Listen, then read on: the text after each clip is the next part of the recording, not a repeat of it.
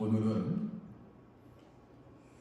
우리가 찬양했듯이 또 심현수 전사님께서 기도할 때 말씀하셨듯이 종려주일입니다. 종려주일은 예수님께서 예루살렘 성으로 입성하시는 날입니다. 그러면 예수님께서 왜 예루살렘 성으로 입성하셨을까요? 우리는 이것을 살펴보면서 우리에게 영적인 성찰이 있기를 소망합니다. 예수님이 살 집은 어디입니까? 예수님이 거하시는 곳은 바로 예루살렘 안에 있는 성전입니다. 여러분, 당시의 이스라엘은 성전 중심의 사회입니다. 성전은 하나님의 임재를 상징하는 곳입니다. 물론 하나님께서는 어디든지 임재하시는 전지전능하신 하나님이십니다. 하지만 하나님께서는 그 당시에 이스라엘 구약시대에 하나님께서 선택한 백성인 이스라엘 사람들에게 하나님이 어디에 계시는지 피부적으로 보여주기 위해서 성막을 지으라고 말씀하셨고, 또 이 성막은 후에 솔로몬 시대의 성전으로 발전하게 됩니다. 그 후에 스룹바벨의 제2의 성전이 쓰고, 예수님 때는 이제는 헤롯 대왕에 의해서 증축되고 개축된 그 성전이 존재하고 있었습니다.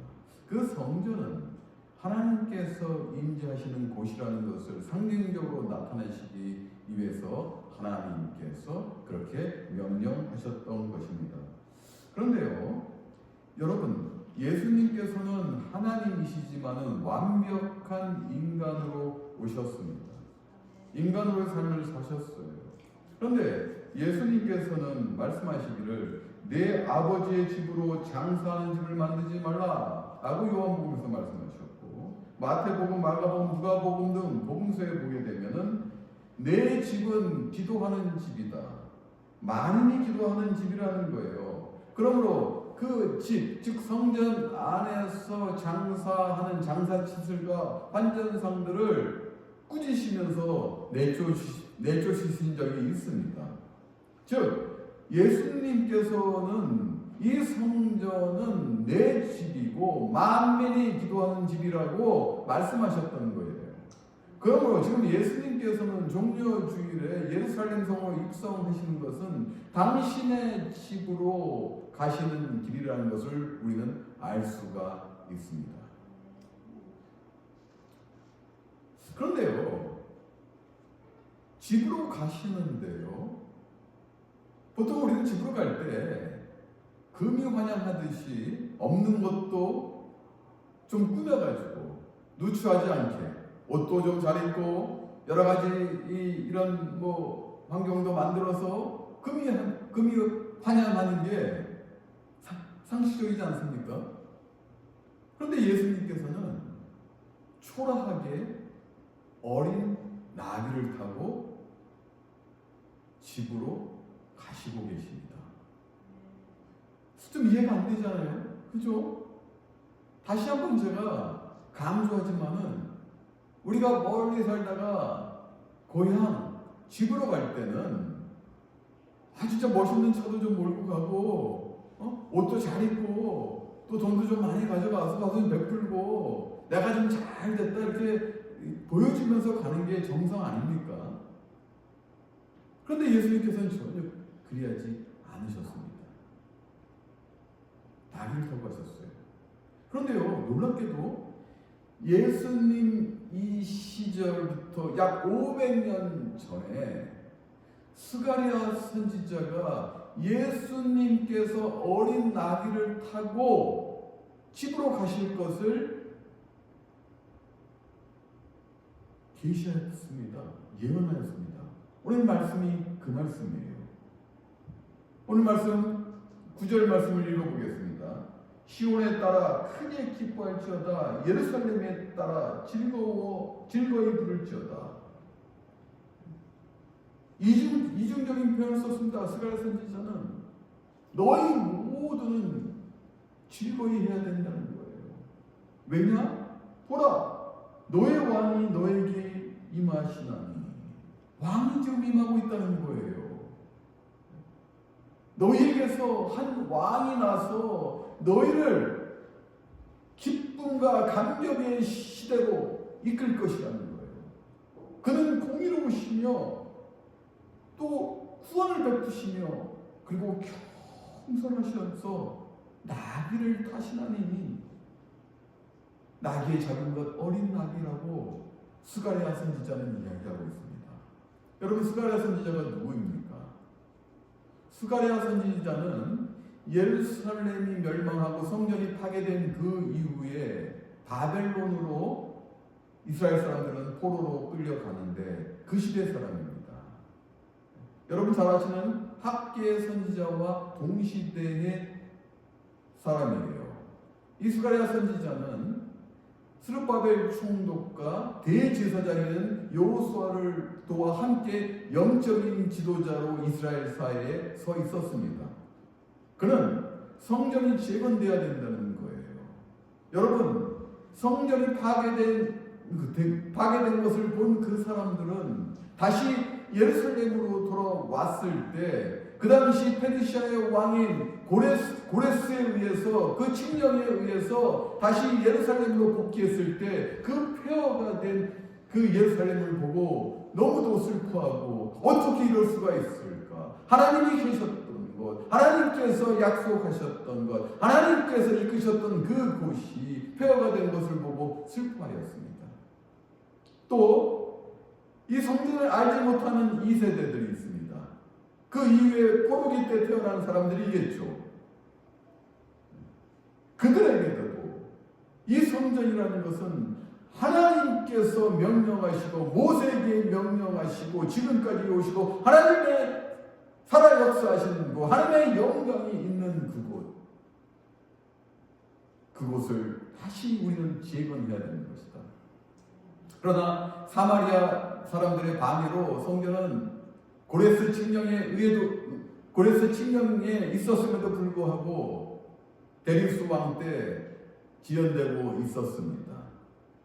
그러나 고레스 칙령을 발견하고 성전은 그 사마리아 사람들의 방해를 떠나서 방해를 받음에도 불구하고 성전은 재건되는데 스가랴 선지자는 학계 선지자와 함께 성전 재건뿐만 아니라 신앙의 회복, 여호와의 신앙의 회복을 촉구하고 나선 위대한 선지자였습니다. 그 선지자가 얘기하는 거예요. 보라, 너희에게서 한 왕이 나올 것이다. 너희를 이끌 왕이 나올 것이다. 그러나 이 왕은 다윗의 혈통으로부터 오긴 오지만 여러분, 예루살렘이 BC 586년에 멸망할 때 20대 왕인 시드기야에 의해서 왕은 더 이상 나오지 않습니다. 왕권은 끝난 거예요. 그러므로 이것은 다윗 왕 때부터 계속 이어오던 그 왕의 세력이 아니라는 거예요. 여기서 지금 다윗의 혈통으로 너희로부터 오는 이 왕은 바로 예수님을 얘기하는 것입니다. 시드기야 때 이미 멸망해서 바벨론 포로로 끌려갔어요. 왕권은 끝났어요. 그런 거 무엇을 의미하느냐? 다윗의 혈통으로 오지만은 왜요? 하나님이시지만은 인간의 혈통으로 와야 될 것 아닙니까? 그래서 다윗의 혈통으로 왔습니다. 유다 지파의 혈통으로 왔어요. 예수님께서 인간으로 오셔야 되기 때문에. 그렇지만은 다윗 왕의 그 시절과 완전히 다르다는 거예요. 이 왕은 단순히 유다 왕국만을 재건하기 위해서 온 것이 아니라 궁극적으로 이 땅에서 핍박받고 이 땅에서 억압받고 고통받는 그 사람들을 구원하기 위해서 이 땅에 오셨다는 것입니다. 주님께서는 6월절을 맞이해서 예루살렘 성을 입성하셔요. 여러분도 잘 아시다시피 유대 성인들은 20이 넘은 성인들은 1년에 3번 예루살렘으로 가야 됩니다. 6월절, 오순절, 초막절이에요. 지금 6월절을 맞이해서 예수님께서는 집으로 들어가고 계십니다. 감람산 백박의 배달을 거쳐 지금 예루살렘으로 입성하시기 전에 감람산 백박에서 제자들에게 말씀하시기를 스가랴 선지자 예언대로 너희는 어떤 곳에 가면은 어린 나귀가 있는 것을 볼 터이니 풀어 끌고 오라 라고 말씀하십니다. 예수님께서 지금 나귀를 끌어오라 그러면 주인이 말없이 줄 것이다. 두 제자에게 명령하심으로 인해서 두 제자는 그대로 이행을 하고 그리고 어린 나귀는 예수님께 오게 됩니다. 500년 전에 스가랴 선지자가 예언했던 그 말씀이 완성되는 순간이에요. 하나님의 말씀은 일점의 오차도 없이 이루어진 것을 예수님께서 나타내셨습니다.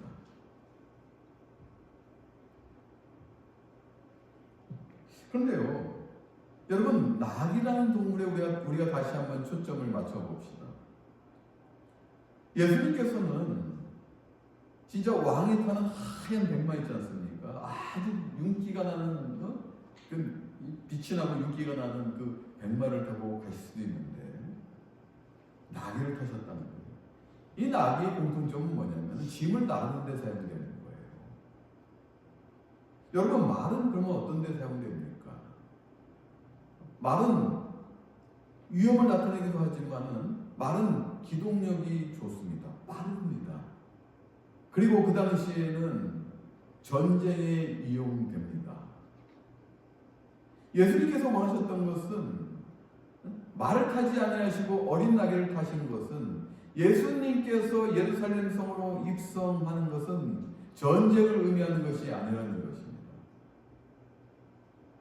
짐을 실을 때 사용되는 어린 나귀를 타셨다는 것은 예수님께서는 평안을 위해서 이 땅에 평강의 왕으로 오신 것을 상징하고 있습니다.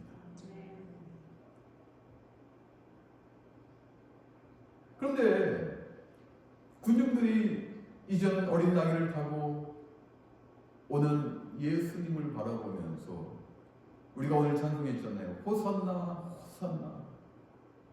호산나가 무슨 뜻입니까? 우리가 청하노니 우리를 구원하여 주시옵소서. 호산나 호산나. 여러분, 그 당시에 이스라엘의 사정이 어떻습니까? 외부적으로는 로마의 식민지입니다. 또 내부적으로는 어떻습니까? 예루살렘에는 종교 기득권 세력이 있습니다. 그들에 의해서 나라는 왜곡되고 나라는 타락하고 사람들은 피폐해져 갑니다. 뇌적으로 힘든 거예요, 지금. 지도자는 타락해가고 아래에 있는 사람들, 이 국민들은 지금 힘든 삶을 살고 있습니다. 이들은 그러면 죽은 나사로를 살린 그리고 많은 표적과 기사를 베푼 이 사람이 온다면은 내부적으로도 이제는 다윗의 왕국같이 그런 평화로운 강국이 형성이 될 것이고 외부적으로도 이제는 로마의 식민지를 벗어나서 많은 사람들이 조공을 받는 다윗의 시대가 열릴 것이다라고 바라본 것입니다. 그러므로 예수님께서 들어올 때 제자들은 자신들의 웃옷을 벗어서 그 어린 나귀에게 덮습니다. 안장을 만든 거죠, 말하자면. 그리고 사람들은 그 모습을 바라보면서 자신들의 윗옷을 벗어서 그 자리에 깝니다. 예수님의 행차에 깔아줍니다. 또 종려나무 가지를 꺾어가지고 베어가지고 흔들고 바닥에 깔고 예수님의 행차를 환영합니다. 여러분, 종려나무가 어떤 것을 상징합니까? 트라이엄프, 승리를 상징하는 거예요. 예수님이 이 땅에 오셔서 예루살렘에 들어오셔서 승리하실 것이다. 왕의 행차, 왕이 영접할 때 또는 왕의 행차할 때 자신들의 옷을 벗어서 까는 거예요.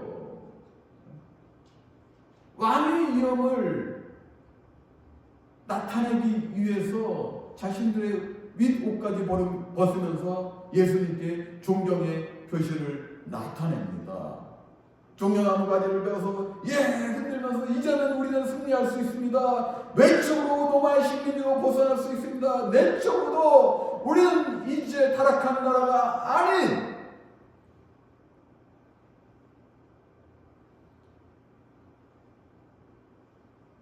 평강의 나라가 될 수가 있습니다. 그 기대로 나오는 거예요. 막 많은 분들이 예수님 앞에 막 뛰어가고 뒤를 쫓아가면서 호산나 호산나 우리를 구원하여 주시옵소서. 다윗의 자손 찬송하리로다. 주의 이름으로 오시는 이여 찬송하리로다. 호산나 호산나. 그런데 놀라운 일은 그 후에 벌어집니다. 여러분도 잘 아시다시피 5일 후에 예수님은 십자가에서 운명을 다하십니다. 놀라운 일이에요. 그렇게 호산나 호산나 다윗의 자손이여 찬송하리로다. 주의 이름으로 오시니여 찬송하리로다. 이러던 사람들이 돌변합니다. 왜 그럴까요? 그들이 기대했던 것, 또한 제자들이 기대했던 것은 전쟁을 통해서 능력을 나타내어서 승리하기를 원했던 거예요. 그런데 예수님께서는 종려주일에 입성하시고 나서 무화과 나무를 마르게 한 것 외에는 기적을 전혀 베푸지 않으셨습니다. 예수님께서는 제자들을 가르치기 위해 유대인들의 외식을 실물설교로 가르치시기 위해서 무화과 나무를 마르게 한 그 사건 외에는 전혀 어떠한 기적도 베푸지 않으신 거예요. 예수님은 원하셨습니다. 전쟁을 통한 이런 해결 방법이 아니라 이 분쟁 가운데 있는 그들을 한 번에 해결하는 것이 아니라 예수님은 십자가에서 당신을 희생하심으로 인해서 고난을 받으심으로 인해서 해결하기를 원하셨던 거예요. 여러분 살면서 우리에게 얼마나 분쟁이 많습니까? 가정에서부터 분쟁이에요. 목사인 저도 마찬가지입니다. 왜 가정에 분쟁이 없겠습니까? 자녀들과의 분쟁이 있지 않습니까? 자녀 키우면은 여러 가지 분쟁이 많습니다. 뭐 그것뿐만이겠습니까? 부부간에도 마찬가지죠. 그리고 우리가 일하는 곳, 우리 지역사회에서 왜 분쟁이 없겠습니까? 그리고 더 크게는 나라 대 나라의 분쟁, 더 커져서 그게 전쟁이 되는 것 아니겠습니까? 지금도 전 세계에서는 전쟁이 지금 벌어지고 있는 곳도 있지 않습니까? 또 무역 전쟁도 벌어지고 있지 않습니까? 분쟁이라는 것은 인간이 살고 있는 한 피할 수 없는 것입니다. 그런데 예수님께서는요, 이 분쟁에 직접적으로 관여하시고 이것을 능력으로 해결하기를 원하시는 것이 아니라신 거예요. 이 점은 우리 주목해야 됩니다. 그래서 예수님께서 겸손히 어린 나귀를 타고 스가랴 선지자의 말씀을 완성하신 거예요. 스가랴 선지자는 단순히 유다 왕국의 재건뿐만이 아니라 더 넘어 영적인 메시아 왕국을 바라본 것입니다. 하나님의 계시를 받고 메시아 왕국 예수 그리스도에 의해서 세워질 그 세상을 바라본 것입니다. 제자들도 그렇잖아요. 예수님과 3년 동안 동무동락하면 뭐예요? 자기가 살고 있던 집, 이런 생업들 다 버리고 예수님을 쫓았습니다. 왜 그랬을까요? 자신들의 영광을 위해서예요. 세상적인 성공을 위해서입니다. 그런데 예수님은 그 길을 원치 않으셨어요. 세상적인 성공만을 바라본 것이 아니라는 거예요. 같은 길을 가고 있는데, 한 길을 가고 있는데 생각은 다릅니다. 제자들과 세상 사람들 부귀영화, 영광, 세상적인 영광, 승리만을 바라봤지만 예수님은 그것을 바라보지 않으셨습니다. 동상이몽이에요. 예수님께서는 지금 집으로 가지만은 우리가 집이라는 것을 생각해 봅시다. 여러분 집으로 가실 때 고된 삶을 이제 하루를 마치고 집으로 가실 때 어떤 생각합니까? 편안하게 안식하러 가시는 거잖아요. 집은 그런 거예요. 편안하게 내가 쉬고 싶은 곳. 그런 것 아닙니까? 그런데 예수님께서는 지금 집으로 가시는데 편안하게 안식하고 뭐 기도하고 이러면서 그냥 이런 생각하고 하신 것이 아니라는 거예요. 예수님께서 지금 집으로 가는 길은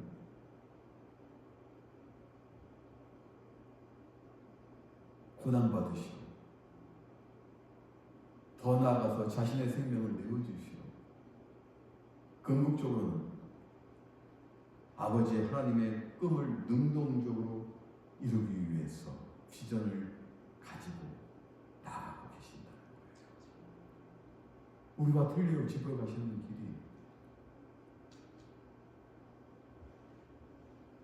예수님께서 지금 집으로 가시는 길은 십자가 사명을 감당하시기 위하십니다.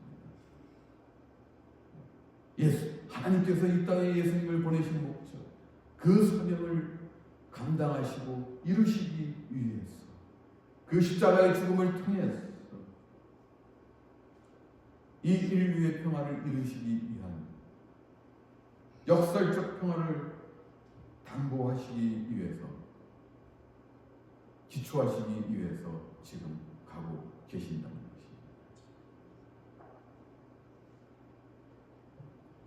오늘 10절 말씀이 스가랴 선지자 10절 말씀이 참 나타납니다.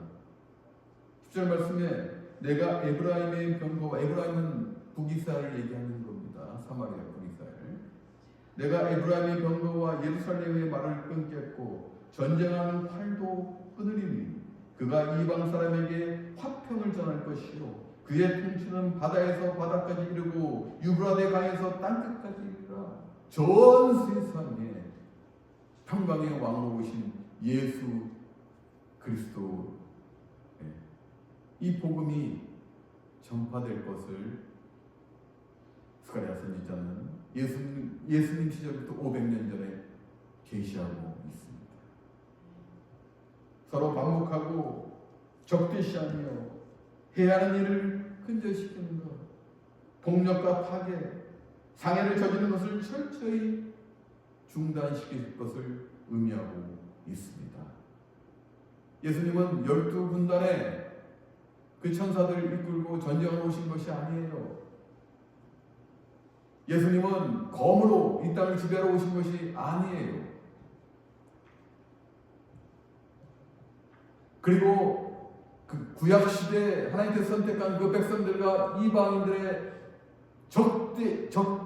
적대하는 것, 이것을 원한 것도 아닙니다. 이 적대감도 끝낼 것이고 이방인들에게 땅끝까지 이 복음을 전달할 것을 스가랴 선지자는 계시하고 있습니다. 예언하고 있습니다. 전 세계적으로 복음에 의해 지배될 것을 나타내고 있습니다. 이것이 주님께서 집으로 가시는 길의 목적입니다.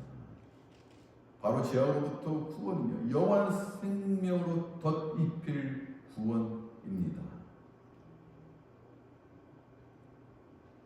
그러면 이제 사랑하는 성도 여러분, 우리는 그걸 아셔야 돼요. 예수님이 우리의 반석이 되시고 초석이 되셨어요. 예수님은 궁극적으로 우리의 안식을 위해서 집으로 가는 길, 즉 고난의 길을 선택하셨습니다.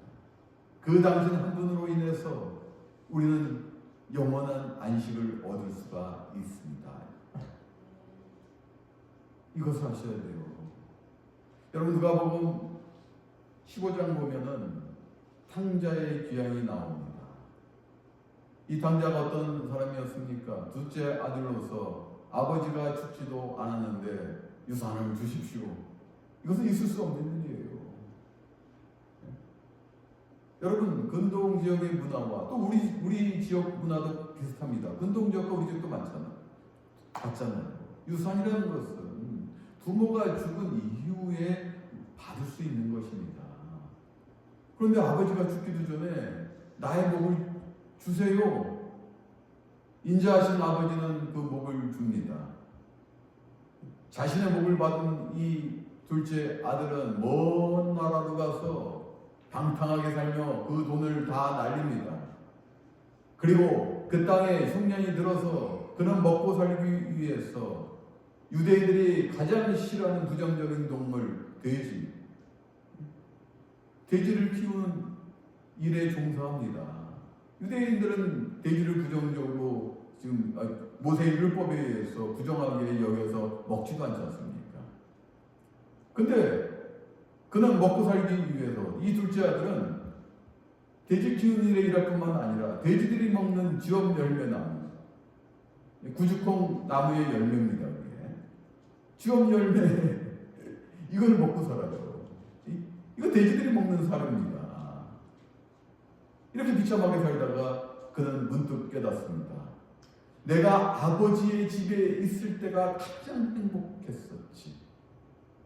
그러면서 그는 회개합니다. 하늘과 아버지에게 회개합니다. 이제 나는 아버지의 둘째 아들이라고 여기지 않겠습니다. 그럴 자격도 없습니다. 나는 이제 종으로서 다시 돌아가고 싶습니다. 둘째 아들이 아닌 그냥 죄인으로서 그 아버지의 집에 안식하기 위해서 그때 그 시절 가장 내가 살기 좋았던 시절, 평화로웠던 시절, 그 시절로 돌아가고 싶습니다. 이렇게 회개하면서 터벅 집으로 돌아갈 때 그 아버지는 어디에 있었습니까? 성경을 보면은요, 아버지는 그 오는 아들을 보고 막 뛰었다고 해요. 그 아버지는 그 둘째 아들이 올 때까지 그 마을 어귀에서 매일같이 나가서 기다렸다는 거예요. 언제 올까? 매일같이 나가서 기다렸다는 것이죠. 그러니까 아들이 오는 모습을 볼 수가 있었던 것이죠. 그리고 그 당시 우리 생각하면 돼요. 조선시대 때 양반들이 뜁니까? 똑같아요. 근동의 문화나 우리 문화나 비슷한 게 너무 많아요.